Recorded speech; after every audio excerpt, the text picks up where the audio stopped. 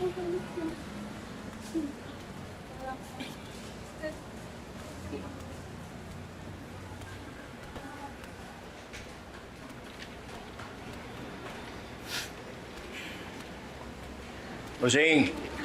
magandang araw. Anong sa atin? Balita ko, sir. Bumibili kayo ng kidney. Bibenta ko sana yung isang bato ko. Huh? Nako, illegal ho yan. Hindi po namin ginagawa yan. Bossing. Kasi nakausap ko yung pinsan mo sa Hidalgo. Si Jom? Yung sabi niya, sa'yo daw ako lumapit.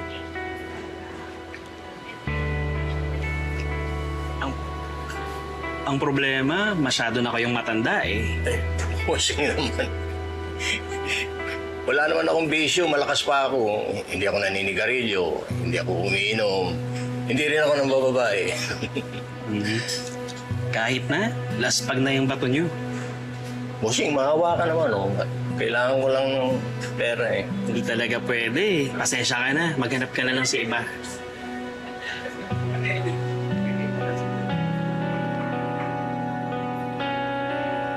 Assault is an intentional act. Take note. Ang keyword ay intentional. That creates a reasonable apprehension of immediate harmful or offensive contact.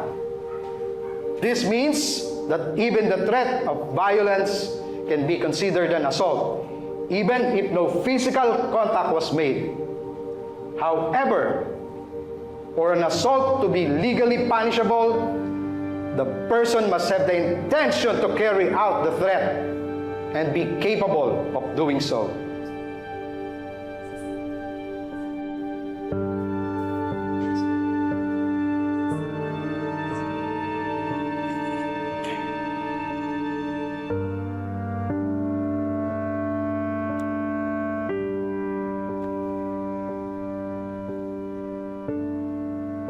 Okay lang?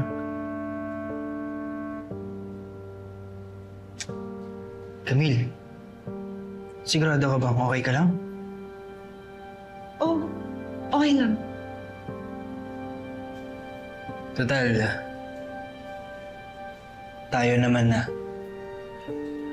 Tsaka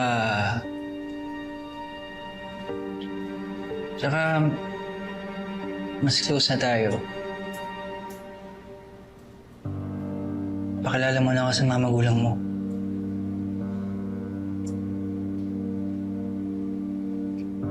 Huwag muna, David. Hindi ko pa kasi alam kung paano ko ipapaliwanag sa mga magulang ko na may boyfriend na ako eh. Pero tatimingan ko.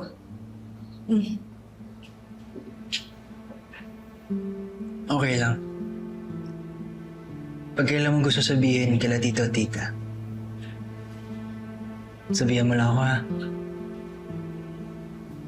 Kahit anong oras, handa akong marap sa kanila.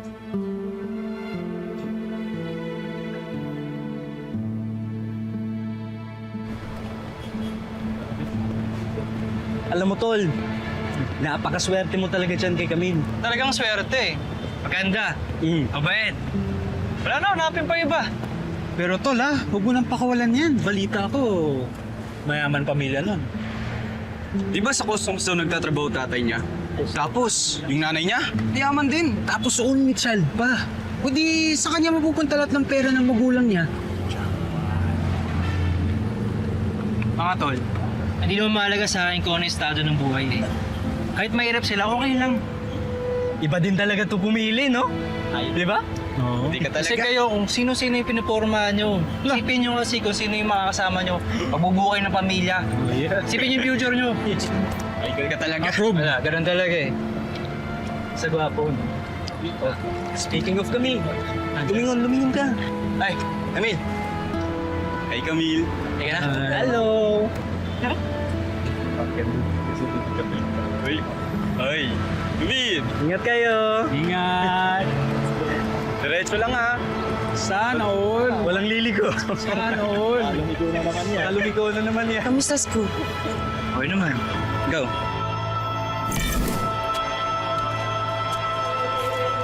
Percy! Percy! Magandang araw. Oh, Mang Marsing, anong sa atin? Baka meron ka dyan. Hihiram sana ako kahit na 5,000 lang. Naku, Mang Marsing, sa ngayon wala akong mapapahiram. Kakaangkat ko lang kasi ng mga paninda ko. Di pa ako nakakabawi sa mga puhunan ko. Kahit 3 lang. Pasensya ka na, ha? Kung meron lang talaga. Sige, salamat.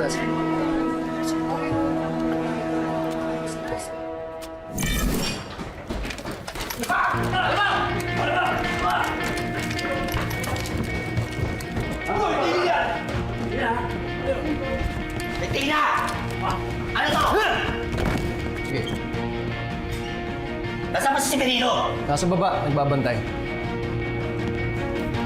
Diretsuhin na kita. Gusto namin makipag-deal sa'yo. Gusto namin kayo pa rin ang maglalako ng mga kalakal namin. Eh, tinulungan ko na nga kayo makipag-usap sa mga taga-Binondo ah. Labas na ako dyan! Nakausap na namin mga taga-Binondo. Mukhang okay naman sila sa proposal namin. Kaso lang, hindi mo naman sinabi sa amin noon, may supplier pala sila. Mas maigi na yun sa kanila manggaling yun. Pero binabalaan ko kayo. Malaking grupo to. Delikado kayo dito. Alam namin. Kaya nga pinaghahandaan na namin sila ngayon eh. Ang problema ko, Utoy, malaki ang nawawala sa amin bawat araw na dumadaan na hindi gumagalaw ang kalakal namin. Kung ako sa inyo, wag ngayon. Balita dito sa Quiapo. Iyari ng grupo na yan yung nagtayo ng pabrika ng droga dito. Bumalik na lang kayo. Sa susunod na buwan, mainit pa. Bingi ka ba? O tanga ka? Wag mo ako inusulta sa telepono ko, ha? Sige, subukan mo. Subukan mo. Ano ba kailangan nyo rito? Kailangan ko ng mga tao mo. Kailangan ko ng magre-repack, runner, lahat ng pwede magbenta ng kalakal namin. Pwede natin palabasin na sinulot namin sila sa'yo. Para labas ka pa rin. Kung yun ang kinakatakot mo.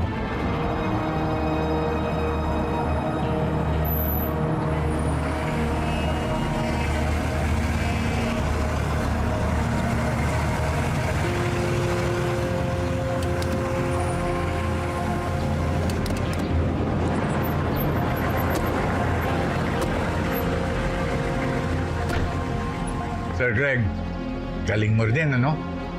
Napaghandaan mo to? Alam ko naman kasi maduduwag yung kaibigan mo si Utoy eh. Kaya hinanda ko tong kuta natin just in case mag-back out.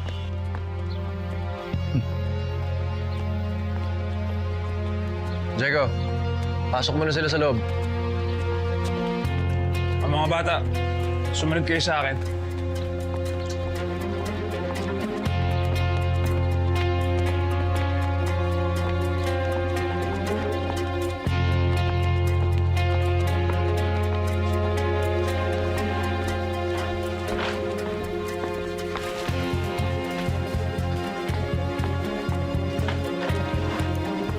Tinig kayo, sige.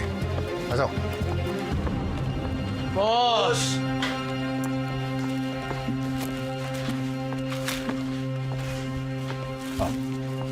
Makinig, makinig.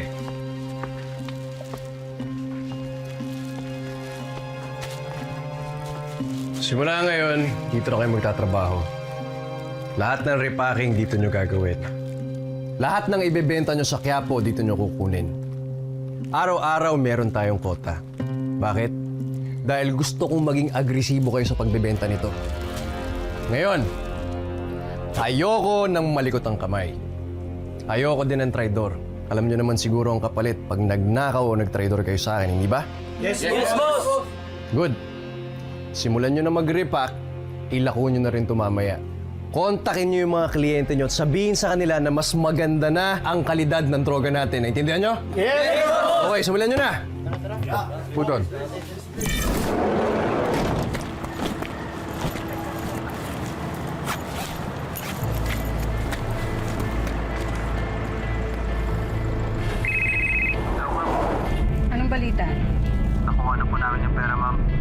mabuti, dali niyo na sa akin ang pera. Okay po, ma'am.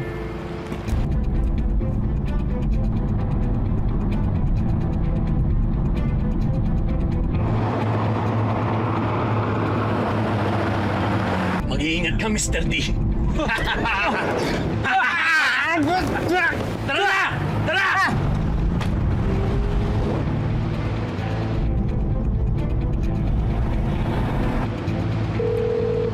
Mrs. D! Mabuti nagkakaintindihan tayo at wala kayong ginawang kalokohan. Pwede mo nang pick upin yung asawa mo. Iti-text ko na lang sa'yo kung saan namin siya iniwan.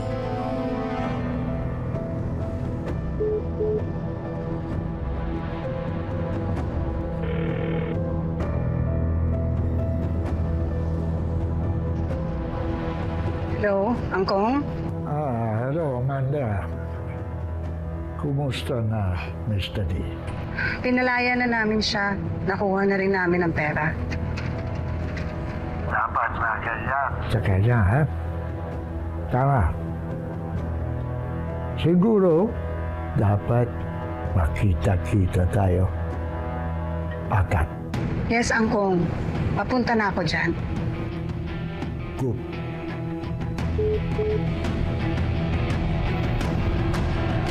Dito po tayo sa loob. Tulad ng sinabi ko, temporary lang lahat ng to.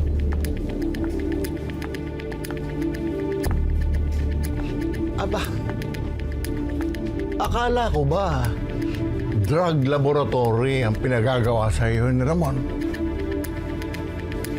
Lo, ang sabi ni Tito Ramon, ipasok na natin ang droga sa Quiapo. Kasi may mga supply naman tayong pwedeng ibenta. Yung drug lab will follow pagbalik niya galing Korea kasama ng mga ingredients. Parang maliit na operasyon ito, Greg. Masyado ka lang nasanay sa malawak na galawan ni Greg. Okay to. Hindi masyadong halata. Hindi ko hinihingi ang opinion mo, Olga. Ang iniisip ko lang, baka kung anong isipin ni Ramon, kapag nakita niya ito, baka ang isipin nun, pinangungunahan niyo siya. Di naman sa ganun pa. Ang iniisip ni Greg, ang kasalukuyang sitwasyon natin. Tama si Mama Lo. Dapat tahimik lang ang pagpasok natin sa Quiapo. Paunti-unti lang, hindi pwedeng isang bagsakan. At saka papa, alam natin kung gaano kalakas ang kalaban. Paraan ito para masilip natin kung ano pa ang kakayanan nila.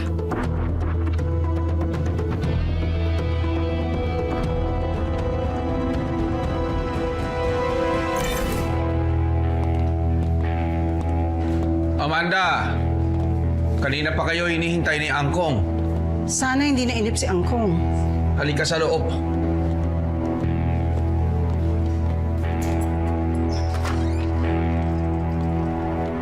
Amanda! Aurora, Angkong.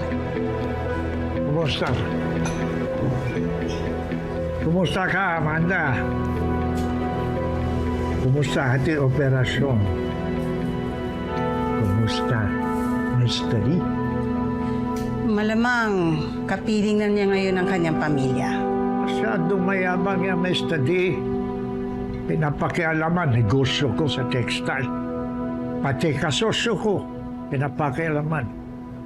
Wala pa siya napapatunayan. Eric,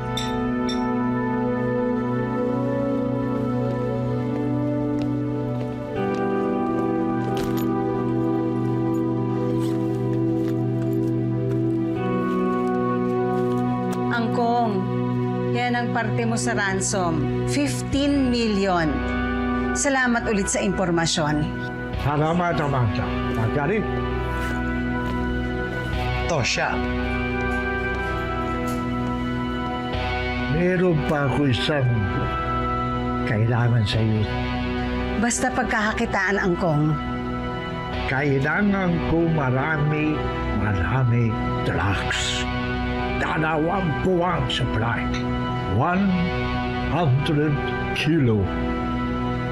100 kilos? Anong meron? Mapapakasal na ang apo ko sa anak ni Mr. Wu. Si Mr. Wu, siya ang head ng triad sa Hong Kong. Gagamitin namin ang kasal para sa isang malaking transaksyon. Ibibigay ko sa kanila ang produkto makuha ko sa iyo as a sign of our partnership. Gusto nila magsimula ang business sa Cebu. Kapalit nito, bibigyan nila ako access sa Hong Kong. Mamimiki ng pera. Money laundering. Nagpapalaki kayo ng negosyo. Gusto ko yan.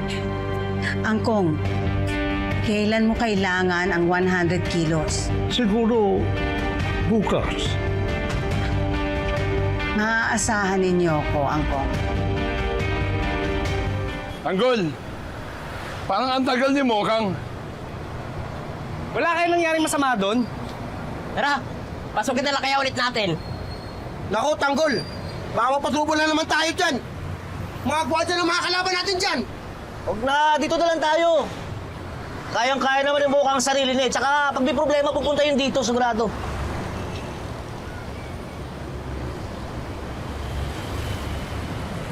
Nag-aalala na rin ako eh.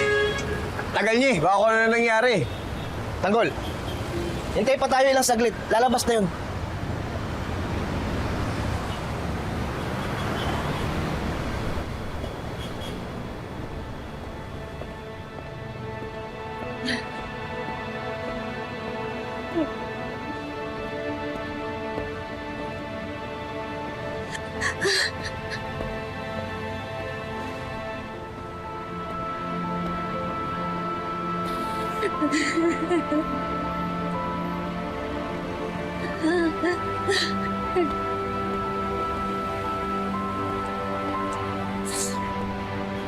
Tanggol! Mokang!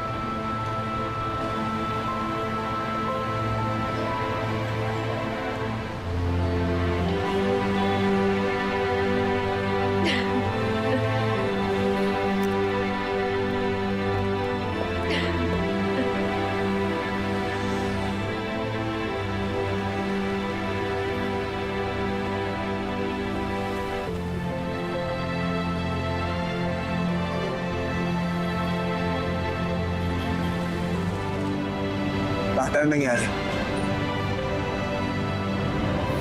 Sinanggalan na nila ako ng scholarship. Na-expel na nila ako. Wala!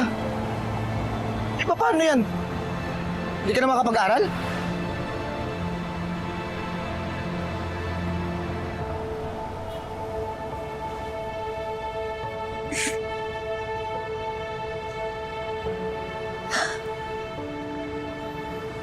Tanggol, pulis na kaya muna tayo dito.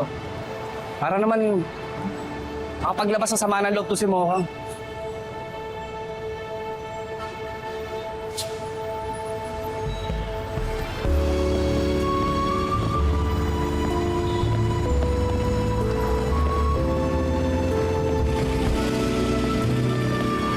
Lapitan tayo.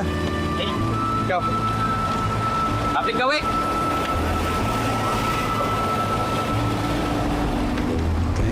Christmas di ka naman kagandahan. Walang hinaharap, puro laro lang ang alam. At nang magdalaga ka na, bigla kang umanda. At ang nakapagtaka. Mokang, tama na. Pero umiyak, wala ka na nang magagawa eh. Dito. Aling Mirna! Aling Mirna! Chairman, nadalaw kayo. Senteng, andyan? Wala ho eh. Aling Mirna ha, kung ayaw mong madamay sa kaso yung Senteng, wag mo siyang itatago. Naku, Chairman, hindi ko tinatago kahit pumasok pa kayo sa bahay ko. Wala ho dito. Eh, ano po bang kaso ng anak ko? Illegal discharge of firearms at serious physical injury. Sige, pagbalik ni Enteng, sabihin mo, pumunta siya sa presinto, kakausapin siya ng pulis.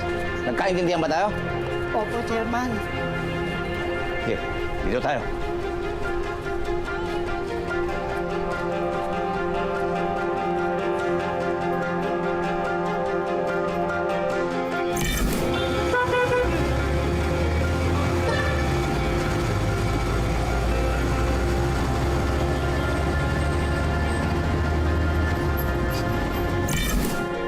Magsing! Magsing! Sonya, pakisabay mo na nga to. Tokneng, asan si Magsing?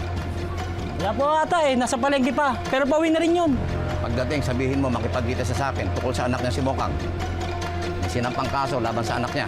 Anong kaso, Kap? Sabit siya doon sa pamamaril sa dibo at sa pambubugbog ni Tanggol doon sa eskwelahan. Subukan namin bumalik mamaya. Hanapin lang namin niya si Tanggol, mga kasama niya. Gawa, Kap. Pagdating, pasabihin ko rin kagad.